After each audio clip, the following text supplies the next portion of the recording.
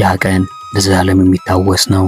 በሰፊው ቀን በአገር ገዢዎች መሃል የሽጉጥ ሩምታ ተከፈተ። ደም በየቦታው ፈሰሰ። አሜሪካን በድንጋጤ ተዋጠች። ይህ ተራ የወንጀል ድርጊት አልነበረም። ይህ የሽብር ጥቃት እንጂ።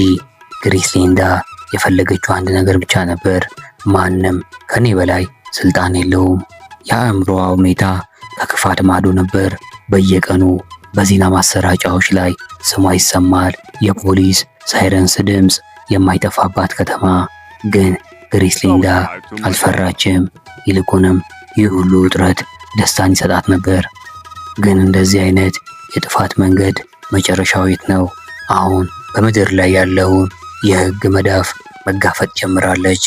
የፌዴራል ምርመራ ኤጀንሲዎች ዲኢኤ አሁን አይናቸውን ወደ እሷ ዙረዋል። የጥፋት መንገዷ አሁንም መጋረጃውን እየገፈፈ ነው። የህግ መረብ እንዴት እንደተጠመጠመባት ግሪስሊንዳ እንዴት